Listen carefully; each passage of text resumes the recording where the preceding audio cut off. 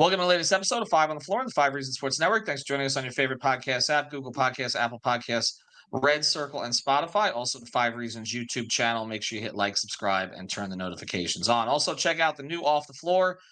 It's got about 100 times more features than our old Off the Floor did. You got to sign up through Discord. It is up there as the pinned tweet at Five Reasons Sports. We'll continue to promote that. We're close to 200 members right now who are chatting literally all day and all night, okay? And you can mute it if you need to, but into the middle of the night, they're chatting about the Miami Heat. So get away from Twitter, check out Off the Floor. Also, check out the great sponsors of the Five Reasons Sports Network, includes our friends over at All Pro Construction Builders. You can find them at allproconstructionbuilders.com.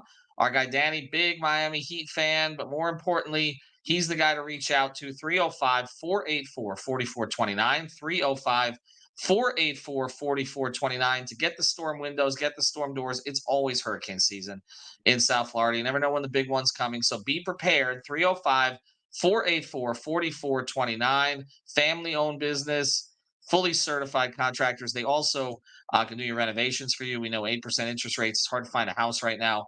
Just renovate your own. You can definitely do that to your home or business. So reach out to them, All Pro Construction Builders, allproconstructionbuilders.com. And now, today's episode. Down the Biscayne. Yikes. Five on the floor. Ride for my dogs. Where here's the thing. You can check the score. Hustle hard, couple scars. Wearing rubber frauds. Just like Butler said, you in trouble, y'all. Kept the floor playing. Got it all banned. Y'all seen the block. Stop with one hand. And Pat we trust. It's power, have the guts. We're here to bring the heat. Y'all can hang it up. Welcome to Five on the Floor, a daily insider show on the Miami Heat and the NBA, featuring Ethan Skolnick, Greg Sylvander, and Alex Toledo, plus others from the Five Reasons Sports Network. All right, welcome back to Five on the Floor. Here's today's floor plan. I'm Ethan Skolnick. You can follow me at Ethan J. Skolnick and at Five Reasons Sports. We got Greg Sylvander. You can follow him at Greg Sylvander. Going to do a two-part episode for you today. There was a little bit of Heat news. Also, make sure you check out the episode that I did with Brady and Alex on the Heat's new additions, the two veterans, Richardson and Bryant, and also the rookie Jaquez. Kind of what's happened so far and where that might go. I think we came to a different conclusion than we would have 2 or 3 weeks ago. So listen to that, about 30 minutes that Brady and Alex and I did today. But the big news today, Greg, I'll let you tee it up. I actually got the T-shirt on right now. You can still find this on FiveReasonsSports.com if you like. He's one of our favorites, of course. He's been on this podcast 3 or 4 times in the past, recently retired. And I knew he was going to be back with the organization. Like, coaching never made sense for him, but this is the closest thing you can do without coaching. Yeah. Some would say that's actually what he did the past 3 seasons. But this is a more official title to it. It does not prevent him from doing anything out in the business world. We know he's got a new highlight team. He's got a bunch of businesses around town. Greg, what exactly is the new title for Udonis Haslem? Udonis Haslem has joined the front office, which I think that is a good thing that Heat fans want to hear, as vice president of basketball development. It says his responsibilities will be a resource to the coaching staff, mentoring Heat players, Skyforce players, as well as representing the organization in the community. It's very similar to Alonzo Mourning's first role after he retired, frankly, where you do a lot of, at least, just basically as I'm looking here, a lot of stuff in the community. You're a forward face of the franchise, but also from UD's perspective, I think them having him, whether it be on the practice floor with the regular team, or if he goes to Sioux Falls for a couple weeks and spends time out there, that's invaluable for those guys. So I feel like he'll probably have an easier transition on the basketball side than Alonzo ever did. But he's perfect for the community part of this as well, Mr. 305. So it's awesome to see he's in the front office, and who the hell knows where it goes after this, Yeah, that's really the two things. There's where it is now and where it goes. So to start with where it is now, you obviously want him around the young developing players of the Miami Heat. That's, he embodies that. He's the undrafted king. We know that they're going to continue to rely on that to some degree. And just to have him around, like Zoe is around, like, others from the organization, Keith Askins, John Crotty. There's just a lot of people who've played for the organization who are still around. And that, obviously, you mentioned Zoe, Caron Butler, who was there, Anthony Carter before him, before he left, Quinny. They just, that's what they do. They bring back their own people. Wayne Ellington comes back this year. So you have different eras from all those Heat teams. Shane was there for a period of time. And of course, you mentioned Zoe. I think that the bigger thing here, though, is where it could go for him because he has talked a lot about ownership. He's made it very clear that he wants to be at the highest level someday. Well, this keeps him engaged in the process, kind of learning the business, which I think is very positive also. And look, we don't know what's going to happen with Pat at some point. Pat's not going to be there. And there are others we've talked about who could move up in the organization. Andy obviously got an elevated title this past offseason. Adam Simon has been promoted a couple of times. So he's in the mix. Possibility of Spo maybe going to the front office someday and somebody else taking over as coach. And then, of course, we've mentioned Zoe. So, I mean, there are, these other options under the Arisons. And now, Udonis becomes another in that line. And as appropriate as any of them, you knew, again, he was going to stick around. He was going to do the community stuff anyway because it's who he is. He wants to be involved in all those projects, but to actually be representing the Heat for it specifically is positive. And who knows? Maybe someday this helps bring a certain number 3 back into the fold in some way. So it's all good. I'm happy for UD. I think he would have been bored not being around in some capacity, and he had the 3-year transition where he wasn't playing that much and did some of these things anyway. I don't know how much he's going to enjoy Sioux Falls, but Are you he can gonna? talk to his old. He talked to his guy Mike Miller about where the Applebee's is because that's where Mike is He's from. from right out there. You're right. Yeah. Do you think this is? I want Ethan's opinion here specifically. Do you think UD will be rocking a suit alongside Pat and Alonzo and Andy and all those guys sitting down there at the game? I do actually. I think so. I mean, he's slimmed down over the years. He kind of he looks a little different in a suit than he did at one point. But UD's made that transition to the business world in a lot of ways. I mean, he can still be authentic and dress up sometimes, and I think that's where he's at right now. And look, like I've said before, I've done this for 25 years: Heat, Dolphins, Panthers, Marlins, a little bit of Canes. He's my favorite all time. I'm very open about that. Not as a performer on the court necessarily, but again, his authenticity as a human being, what he's always been for me. And so I want him around. And I think that this is a good day. Like Heat fans, we're fresh. They make the jokes about no acquisitions and all this stuff and everything, or others from outside the Heat organization. Oh, well, UD was doing this stuff anyway. That's what he was the last 3 years. Anybody can make their jokes. The reality is he's a pillar of the organization. He's a pillar of the community. He's been as important to the community as anybody pretty much but Zoe, honestly, over the years. If you look at what Zoe's done with low income housing and the Overtown Youth Center and everything, and UD picked right up. And Dwayne was kind of a bridge in that regard, but they're sort of the 3 that have done the most, I would say, out of the Heat players for particularly for the 305 area, even though I joke with UD that he's he lives where my daughter goes to school in the 954. But Southwest Ranches or whatever, way out there. my daughter's in Davie, but it's all kind of the same thing when you get out there. But yeah, I mean, it's just one of those things that it's right, and I'm glad that they did it. I think that on the heels of Bam being named captain, who was the Udonis Haslem endorsed candidate for captain, is these kinds of things the organization tends to still get right. Absolutely. And so there's been some missteps over the years. That Jordan jersey, where is that one up in the rafters?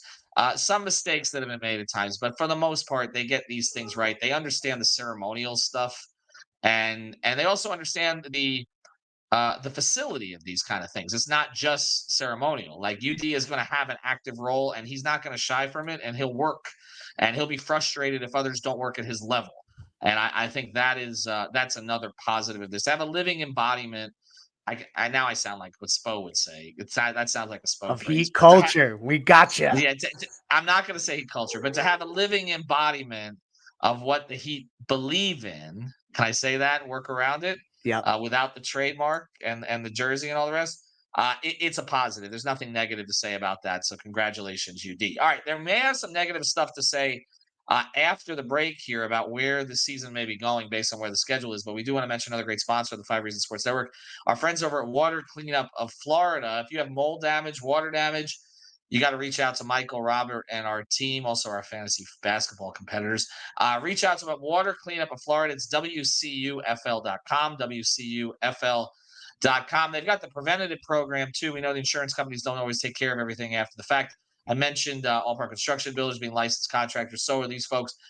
They are fully licensed by the state. They're based in Boca Raton, but they service the entire area. They even helped out on the west coast of Florida when they had a natural disaster. So reach out to them. Water Cleanup of Florida, WCUFL.com. If you've got the schmutz, they got the guts. All right, so now let's get to this part of it because the Miami Heat have not gotten off to a good start on the road. They've won 3 games at home, 2 by the skin of their teeth. But they have this road swing coming up, and it's one of these weird road swings because the fact that it's on the road is more daunting than the actual opponents. Yeah. So there's not a lot of teams playing that well here on the schedule, but it is 9 out of 10 on the road, taking you all the way up past Thanksgiving. I actually may cover those 2 games in New York at the very end, but they've got a weird trip around Thanksgiving, basically, and those can bring a team together. And I know Spo will talk about that. But then they've got this one home game in the middle of it. So let me go through it. They're playing the Grizzlies in Memphis on Wednesday. By the way, if you've heard Eternal on this podcast, he's covering for us his first game in Memphis on Wednesday. So that's going to be an interesting experience. By the way, Eternal wants to play Jimmy in spades. I don't think that's actually going to happen. But it starts with the Grizzlies, who've been a major disappointment this year, not just because Ja's out, but also Steven Adams being out. And I thought they'd be better, but Tyus Jones not being there anymore to stabilize the backcourt has clearly hurt them. So they start with the Grizzlies. Then they go to Atlanta. Then they get Wemby on the second night of a back-to-back, a Spurs team that has been competitive, and not just because of Wemby, but their young players have played pretty well under Pop. Then they get a day off. I'm assuming that they'll spend that on the road. They're not going to come back. And then they go to Charlotte, and you'll actually be covering that one. And then they come back for a game against the Nets. They get a day off, fly to Chicago for 2 games in 3 days, a Saturday and a Monday, stay on the road, go to Cleveland, which is probably the best opponent, I would think, on this trip. And then they go 2 days later for a back-to-back Knicks and Nets on the road. And it's, again, one of those weird back-to-backs. It's a 7:30 Friday and a 6 o'clock on Saturday. So actually it's a compressed back-to-back before they go home. Are you concerned about a trip like this so early in the season with the team teetering a little bit, as we've seen? No. I mean, I thought they played their best game against the Lakers, but then they kind of fell apart at the end and had to squeeze out of it. Or do you think this is good for them? After what just happened this summer, Ethan, we can't be hurt anymore. No, I'm joking. This is a situation where, honestly, because it's not a gauntlet of crazy good West Coast teams, you know, those trips where you go to Denver, Golden State, Portland, I want to say Seattle, but it's not Seattle anymore. I know you and everyone else who's traveled wishes it was Seattle. Yeah. But because this trip is not a lot of great teams, I actually think it could be a road trip where the team comes together. Dr. Jack, Coach Tony, Spo, they all talk about road trips where teams come together, and all the way back to, you know, the Road Warriors, etc. This team needs some of that to kick off this road trip. Memphis, Xavier Tillman is not going to play. They just released their injury report as we're recording. He's going to sit out another game, so they'll be down him. That's another big man in the front court for Memphis, so they're really hurt. Atlanta's been a really weird team. Trae Young has looked weird to start the season. San Antonio will be interesting. And then obviously Charlotte is they're improved. They've played a lot of teams tough, so it's a weird trip. I also think it's probably good for them that, like, Chicago, Cleveland, the 2 games in New York, when we talk about road games consecutively, at least they're not traveling super far. So it's not a crazy trip in the sky. But then they do no favors by coming back to Milwaukee and Indiana at home, 2 Central Division opponents that are always tough. I actually think this team probably needs to get slapped in the mouth as much as possible early, figure this stuff out. They got 2 good victories in a row since Haywood Highsmith was inserted into the starting lineup. So for me, let's do it. Like, let's see what they're about on this trip. If they come back to Miami above 500, I feel like Heat fans got to feel pretty damn good about that November. Well, they'll be pretty close to the 20-game mark, which is Pat's mark. And, then we'll start to talk about the constitution of the roster and whether or not changes could be made.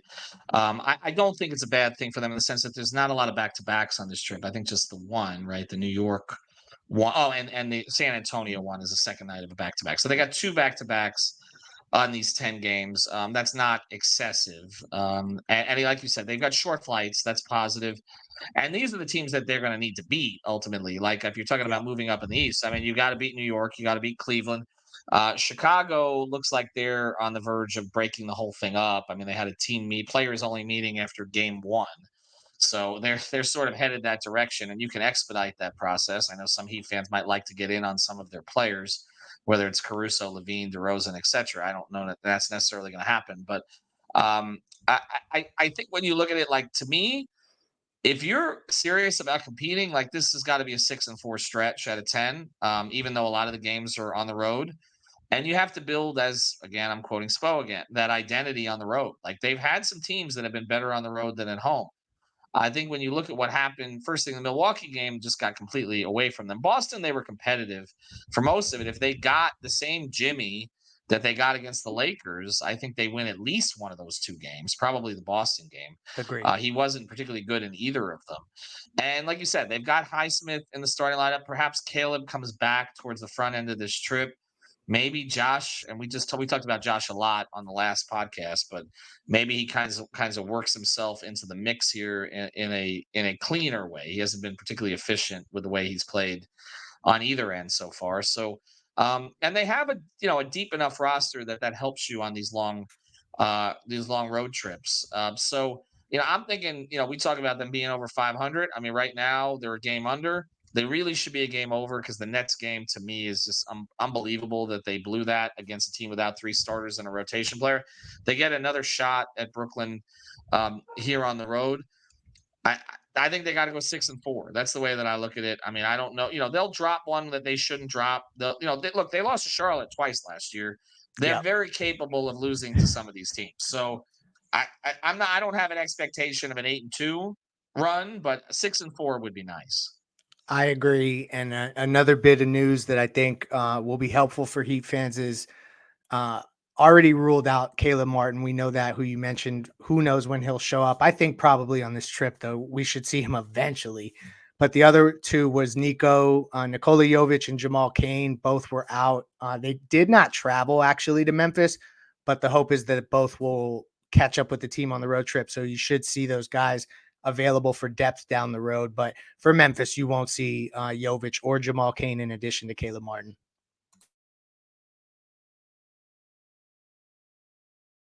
Probably wouldn't have seen those guys anyway, the way the rotation is gone. And, now Love's out of the rotation, which that may change by the end of this trip. I think, a good way to look at this is, and again, we're calling it a trip. There is that Brooklyn game at home in the middle of it, but it's a trip. I mean, you're rolling home for one. Everybody gets to repack the bags, basically, see everybody at the facility, get in with the trainers. Then you're back. You're gone again. Like you play the one game and you go. It's a weird deal here, but I haven't seen many 10-game road trips. Must be something going on at the arena. It's not my job to promote what they have going on there, but is it the circuit? It used to be the circus trip. They would disappear in January at the beginning of it. It's early for that. That's why it's weird. Is the circus still going though? Barnum and Bailey's bankrupt, aren't they? Which circus? I don't know. Drake We're playing off the 10 rails. nights. They got Taylor Swift in there. It's time to end the podcast. Thanks to Water Cleanup of Florida. Thanks to All Pro Construction Builders. Congratulations to UD. We're allowed to say that. And make sure you check out all the other episodes. Also, check out the episodes from our other contributors on the 5 Reasons Sports Network. We're starting to put some of those on the podcast so that you can experience somebody other than us on occasion. So whether it's in English or Spanish, give it a chance. Have a good night, everybody. Thank you for listening to the 5 on the Floor on the 5 Reasons Sports Network. After all, someone needs to listen to my dad.